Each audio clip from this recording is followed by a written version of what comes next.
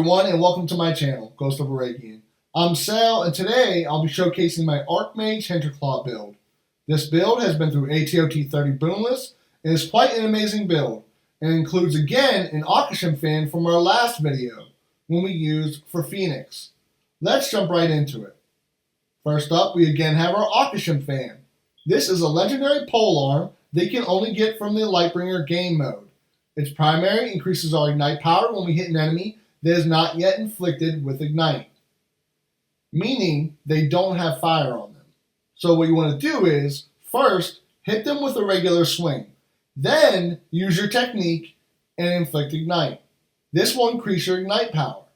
Secondaries you want are crit chance, double that, and then add crit chance again as your last upgrade. Keep in mind this will need to be uncursed 3 times by following the objectives listed at the bottom of the weapon. Beside that is our double primary polearm, the Sunflare Destiny. You can only get this in the ATOT game mode.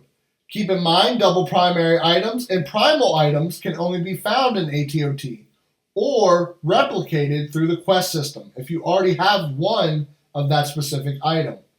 Now you will notice that the first polearm is fire, but this Sunflare Destiny deals poison damage. There is a reason for that, which I will get to when we get into our augments. Primaries you want are more damage at full health and gain the Blessing of Endurance when you inflict an ailment. Secondaries you need are crit chance, double that, and then add again crit chance as your last upgrade. Below that is the trusty Lion Talisman. It's an epic charm that can be found anywhere. Its primary gives us weapon charge whenever we crit. Secondaries you want are crit chance, double that, and then add crit chance again as your last upgrade. Beside that is the Mark of the Duelist, a rare amulet that can be found anywhere. Its primary gives us health when we crit. Secondaries you want are crit chance and crit damage. Double crit chance and add crit damage as your last upgrade. Below that is the Mark of the Red Armorer. This is a rare ring that can be found in the Lightbringer game mode. Its primary gives us more overhealth gain. Secondaries you want are 2 different resistances and overhealth gain. Double overhealth gain and add 2 resistances as your last upgrade. Beside that is the Eye of the Dragon. This is a legendary ring that can be found anywhere. Its primary gives us overhealth when we defeat an ailment-afflicted enemy. It also has our weapon techniques inflict ailments and gives us a load of overhealth retention. Secondaries you want are 3 different resistances, double one of them that's not yet maxed, and then add 2 resistances as your last upgrade. Below that is the Mesa Banner Roll. This is an epic banner that can be found anywhere. Its primary gives us crit chance and crit damage. Secondaries you want are crit chance and crit damage. Double crit damage and add crit damage again as your last upgrade. Last but not least is the Archon's Tear. This is a legendary lifestone that can be found anywhere. Its primary again gives us crit chance and crit damage. Secondaries you want are crit damage, double that, and add crit damage again as your last upgrade. Now, before we jump on over into augments, here's a few more clips from this build's boomless run.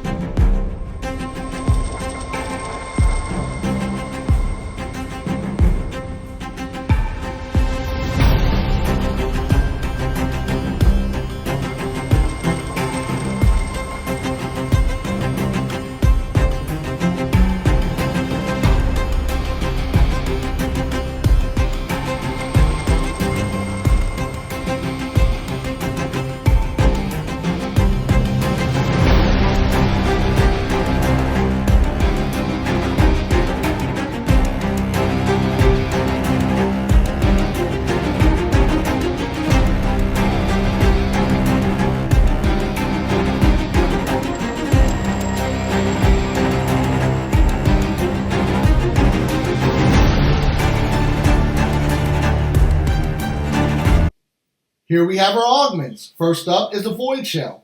This is a legendary augment that can be found anywhere. Keep in mind its primal version can only be found in ATOT.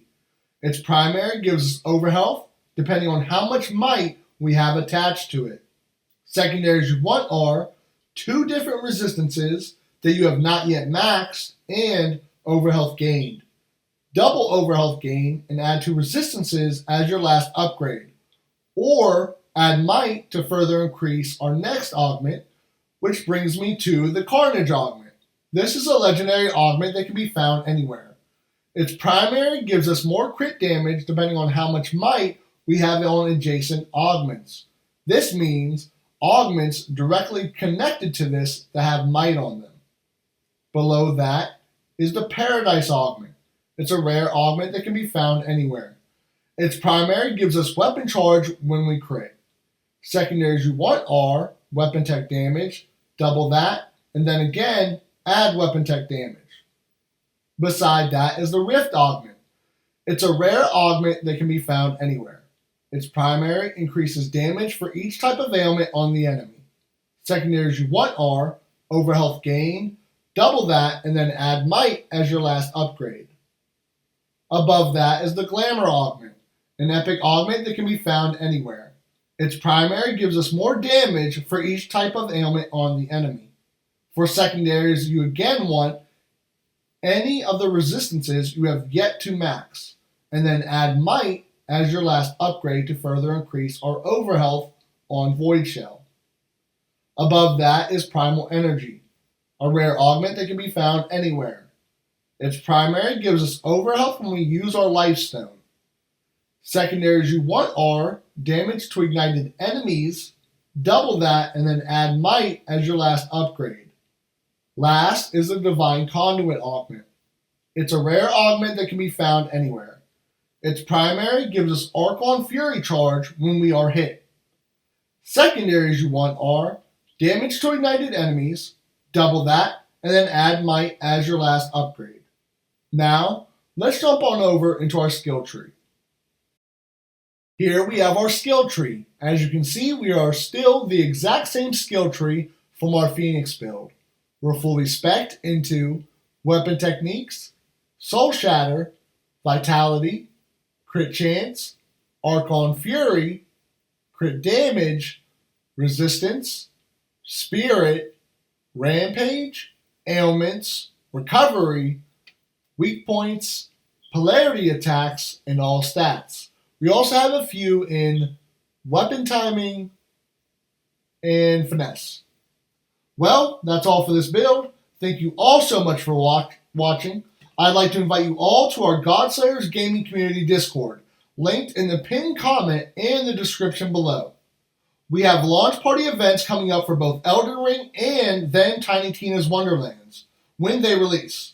We also have weekly community challenges for Godfall, guides, builds, and so much more. I hope to see you all there. Thanks again for all the support. I have another few videos releasing before the end of the year and can't wait for you all to see them. Happy holidays, and until next time, take care.